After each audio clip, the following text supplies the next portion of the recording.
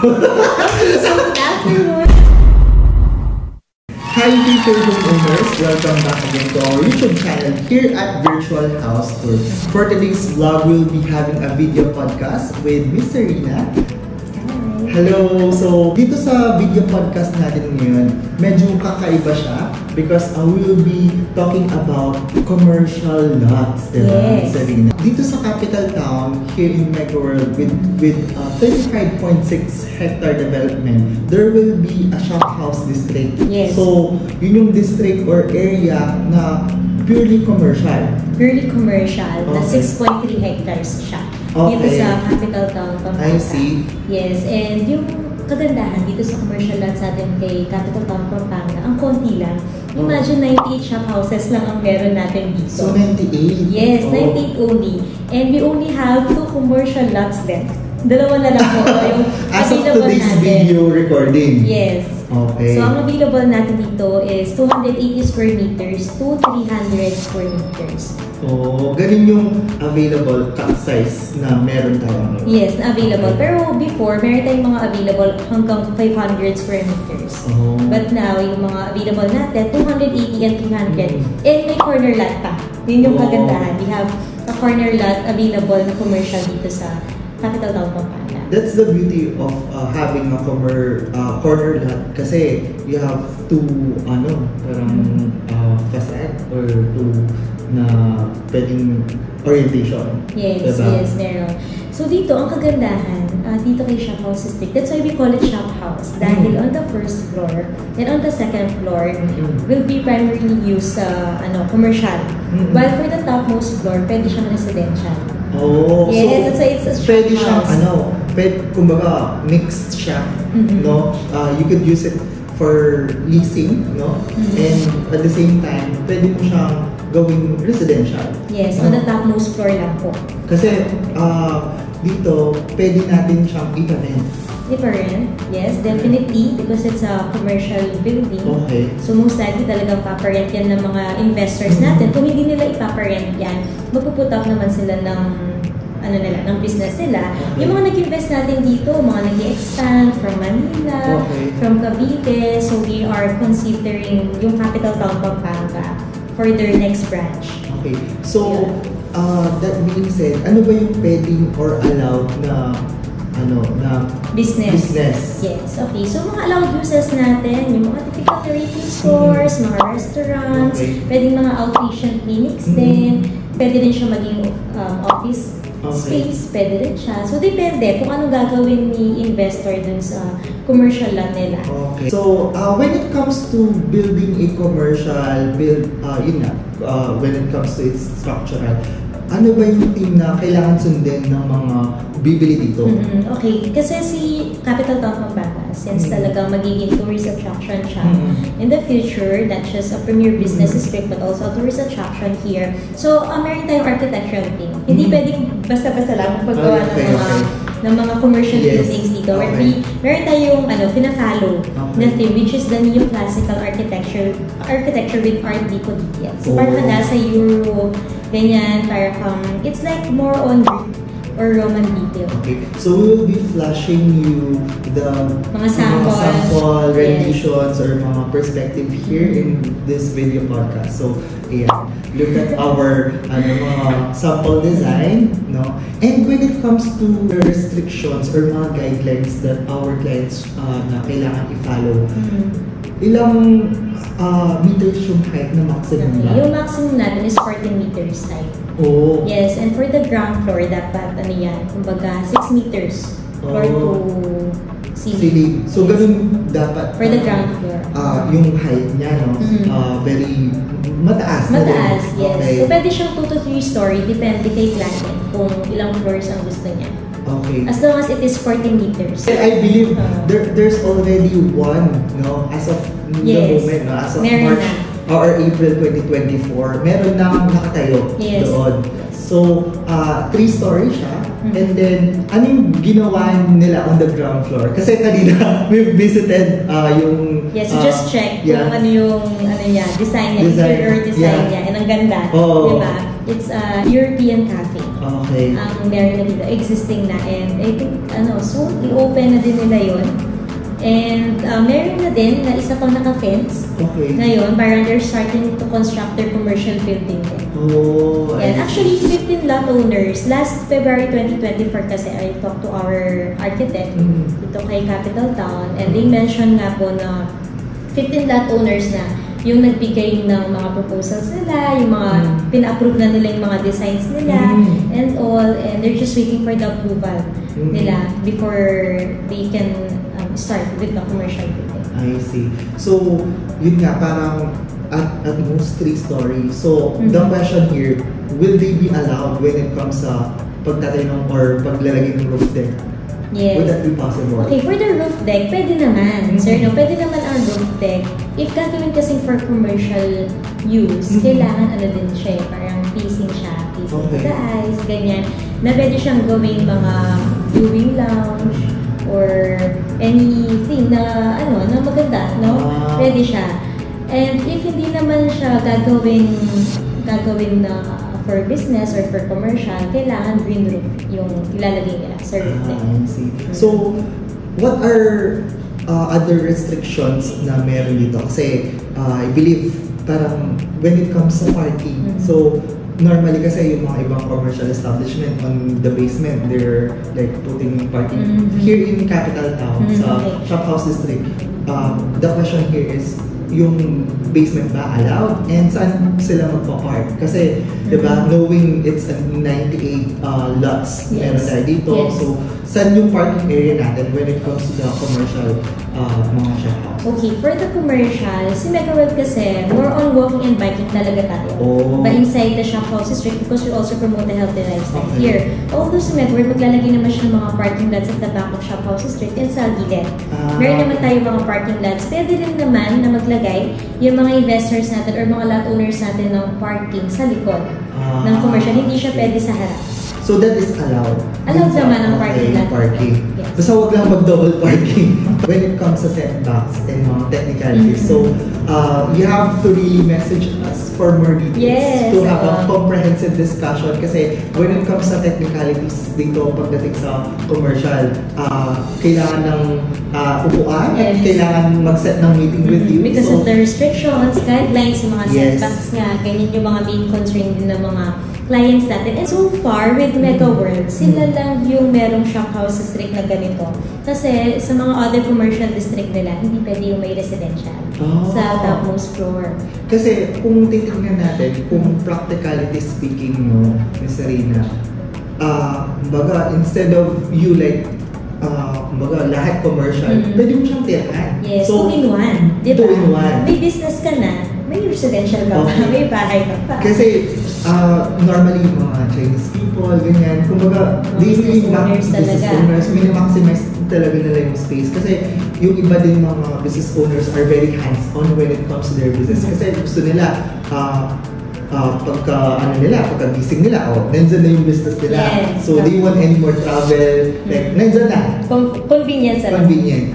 For the setbacks natin, meron tayong mga setbacks, like for example, sa harap, may 1 meter setback tayo, then may 3 meters na, setback naman for the arcade area, then sa likod, meron naman tayo mga 5 meter rear setback tayo. Then sa side naman, mga around 2 meters na setback.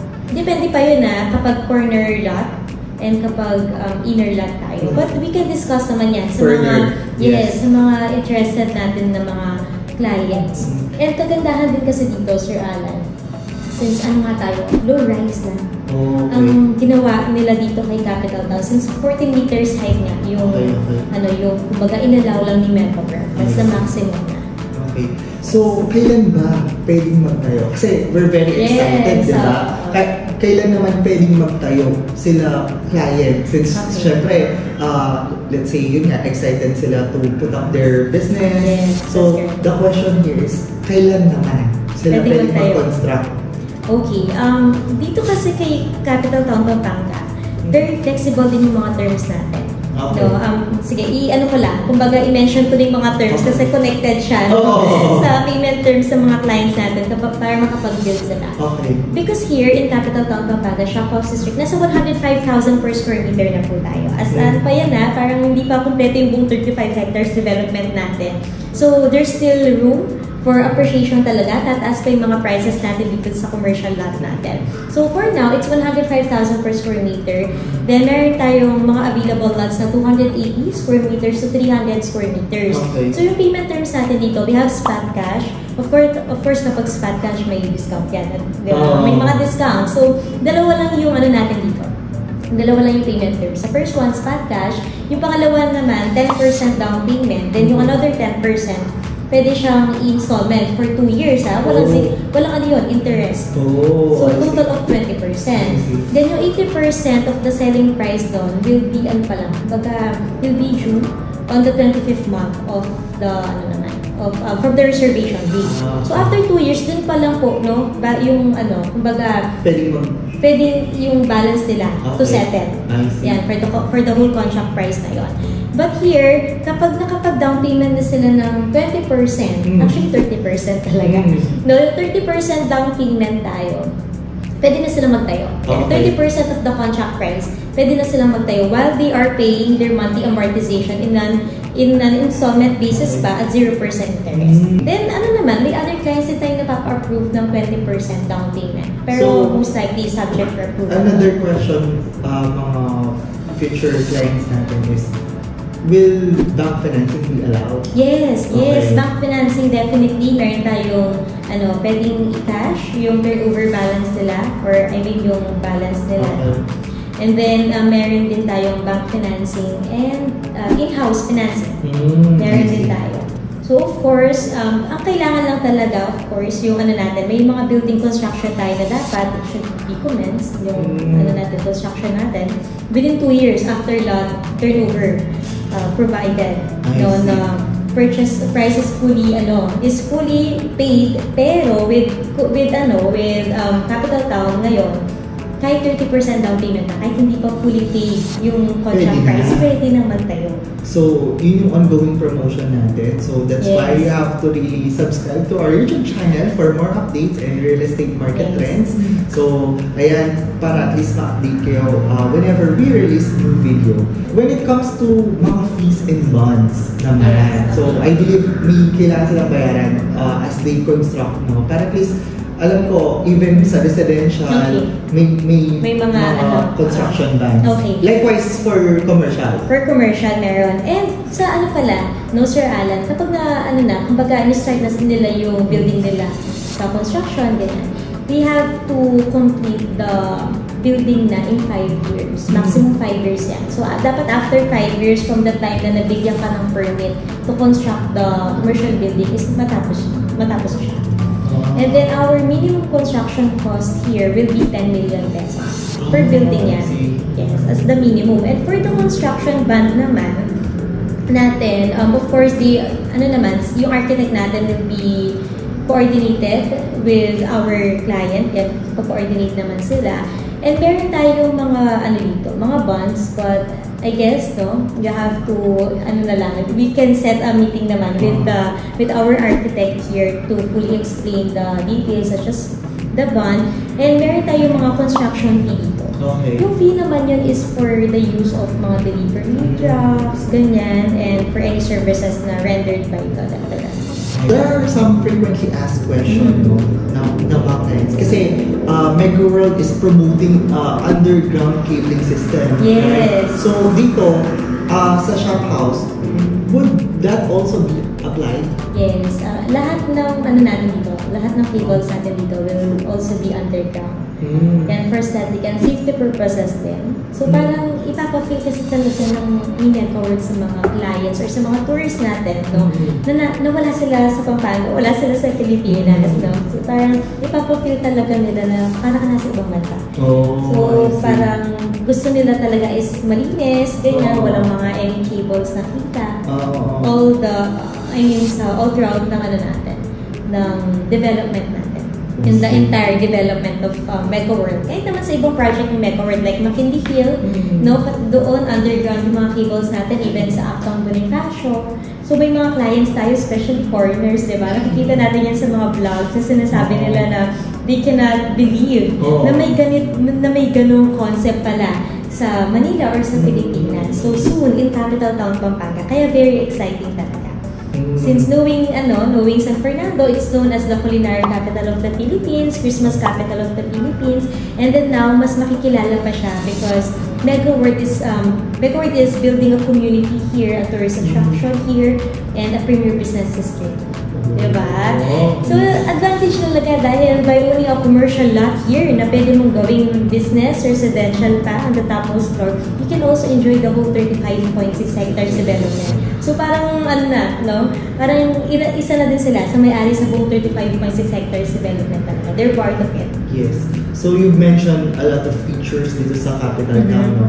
So, when it comes naman sa advantages, kasi since this is a township, no, like what you've shared, no, owning a commercial property here in capital town, for sure there are advantages. Una, as we can see, we could see sa development ngayon, no, ang daming mga nagpupuntahan ng mga tao dito. So there's really a foot traffic, no.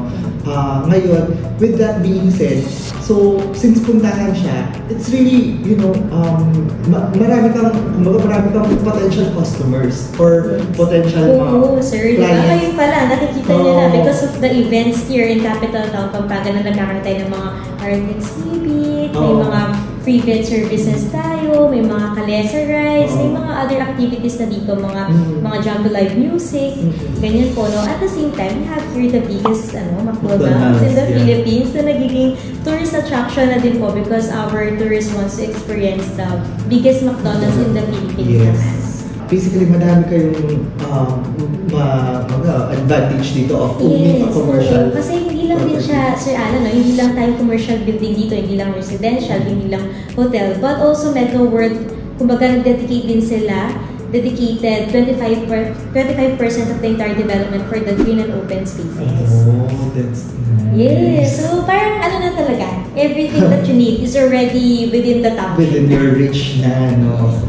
Ang lapit pa natin sa PNR, San Fernando Station, which is like 1 kilometer away from our project. Kaya talagang yung appreciation value ng sa commercial natin, residential, sa hotel, magtataas talaga sila. So, aside from, of course, yun nga, one of the objectives of owning a commercial property is for them to lease as well. So, I believe that's allowed. Yes. So, let's say, ipaparent mo yung commercial building mo. Pwede, sa Starbucks, ganyan, pwede sa mga banks, pwede, mga clinics, pwede din silang iparent, sa mga restaurants. Exactly. Yeah. And most importantly, actually that's just bonus, no. The other parang way of earning is like through capital appreciation. Yes. Tsaka lote, di ba? It's a commercial lot. Yun nga, with that being said, any more to add with our video podcast for today's Miss Arina? I hope they can still take advantage of our mga available commercial lot dito kasi dalawa na lang. Sa mga gustong mag-expand, mag-land banking, this is very ideal na kasi wala tayong competitor. Sir Allan, di ba? This is the first township in Central Luzon and the only township here in San Fernando, Pampanga.